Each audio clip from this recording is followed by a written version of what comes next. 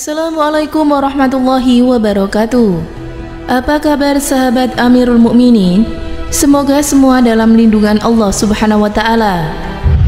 Penemuan makam perawi hadis Nabi Muhammad SAW termasyhur Imam Bukhari di Samarkand yang kini bernama Uzbekistan tidak lepas dari peran Presiden Soekarno. Presiden pertama RI ini memang saat itu disegani oleh berbagai negara. Bukti-bukti keandalan diplomasinya pun masih bisa dirasakan sampai saat ini, termasuk di Rusia. Selain Masjid Biru, ada jejak Islam lainnya di Rusia yang berhasil diungkap atas peran Soekarno.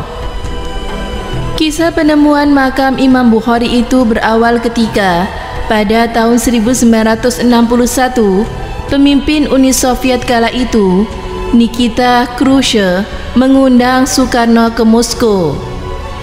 Pemimpin yang berjuluk Putra Sang Fajar itu pun bersedia datang, tapi meninggalkan syarat, yaitu Khrushchev harus dapat menentukan makam seorang perawi hadis Nabi SAW, Imam Bukhari.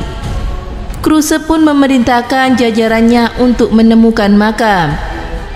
Pada awalnya, Khrushchev gagal memenuhi permintaan Putra Sang Fajar. Soekarno pun tetap berkomitmen tak akan berangkat sampai makam Imam Bukhari ditemukan.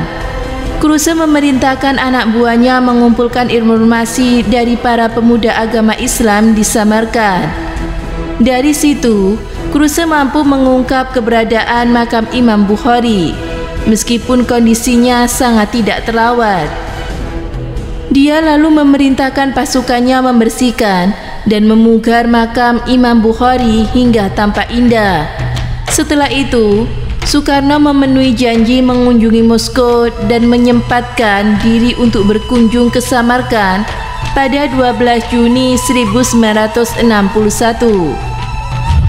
Dikutip dari buku Biografi Imam Bukhari karangan Hanif Lutfi yang diterbitkan di Rumah Fikih Publishing, disebutkan bahwa Imam Bukhari lahir tepatnya pada 13 Syawal 194 Hijriah atau 21 Juli 810 Masehi di Bukhara atau Bukhara, sebuah daerah di tepi sungai Jihun, Uzbekistan. Nama lengkap Imam Bukhari adalah Abu Abdullah Muhammad bin Ismail bin Ibrahim bin Al-Muhira bin Baziba Al-Bukhari.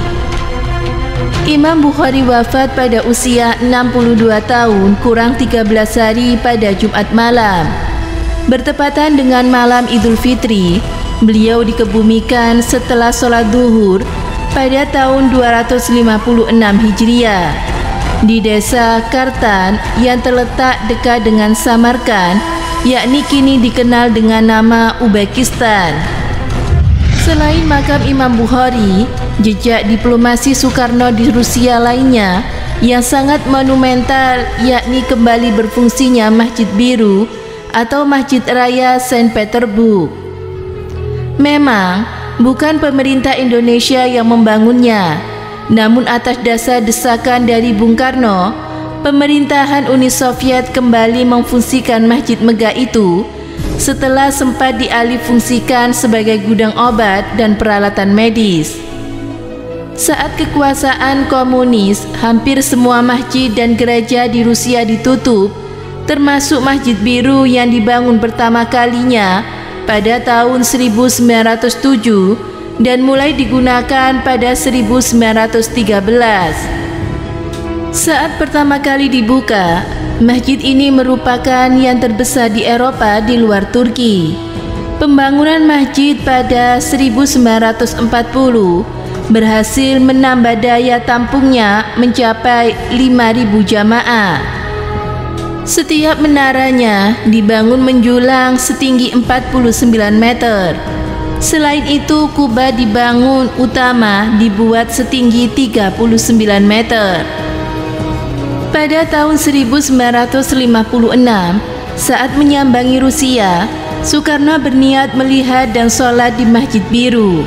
Namun, pasukan Soviet tidak mengizinkan dan memintanya untuk sholat di hotel saja. Permintaan itu pun diamini oleh Soekarno, tapi sebelum pulang ke tanah air, dia meminta kepada pemimpin Uni Soviet kala itu, Nikita Khrushchev, untuk mengembalikan fungsi masjid. Khrushchev pun memenuhi permintaan Soekarno. Tak lama kemudian, menara-menara Masjid Biru itu pun kembali menggemakan suara adzan. Masjid Biru itu dibangun oleh arsitek Nikolai Vasile atas izin Tsar Nikolai II. Pada tahun 1907, Vasile memberi ornamen berwarna Toska pada kubahnya. Inilah yang membuat masjid tersebut diberi nama Masjid Biru. Semoga dari kisah ini kita bisa mengambil hikmah dan pelajarannya. Semoga bermanfaat. Wallahu a'lam bishawab.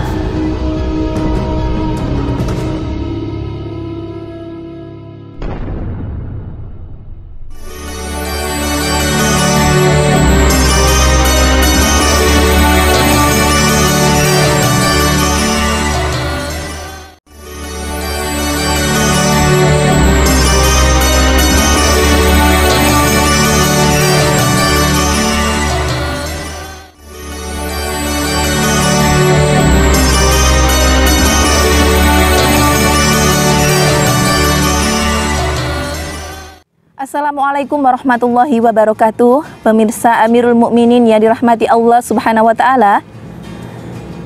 Imam Bukhari adalah ahli hadis termasyhur.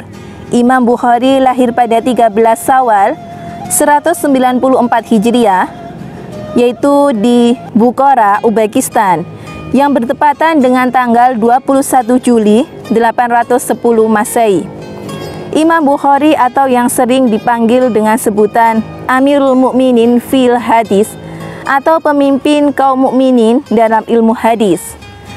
Beliau memiliki nama lengkap Abu Abdullah Muhammad bin Ismail. Imam Bukhari sempat buta ketika masih kecil, namun karena doa ibunya yang khusyuk, akhirnya Imam Bukhari kembali dapat melihat lagi. Di usia yang ke-10 tahun, Imam Bukhari sudah hafal ayat-ayat suci Al-Quran. Dan ketika di usia 16 tahun, beliau pergi untuk berhaji bersama kakak dan juga ibundanya. Imam Bukhari dalam mencari ilmu ke berbagai negeri, seperti yaitu di Mekah, Madinah, Syam, lalu Baghdad, Basra, dan masih banyak lagi negara-negara Islam lainnya. Imam Bukhari tercatat memiliki 1080 guru pakar hadis. Imam Bukhari juga tercatat mengumpulkan hadis sebanyak 600.000 hadis. Kemudian beliau menyaringnya yang sahih hingga tinggal 100.000. Para ulama menyebutkan dan beliau menyantumkan di dalam kitab sahihnya sebanyak 700 lebih. Para ulama menyebutnya dengan sebutan Sahih Bukhari, kitab hadis yang paling sahih setelah Al-Quran. Imam Bukhari wafat di usia ke-62 tahun, yaitu pada malam Hari Raya Idul Fitri ketika sholat Isya, dan dimakamkan setelah duhur. Lautan manusia mensolatkan jenazahnya, rahimakumullah. Semoga bermanfaat. Wassalamualaikum warahmatullahi wabarakatuh.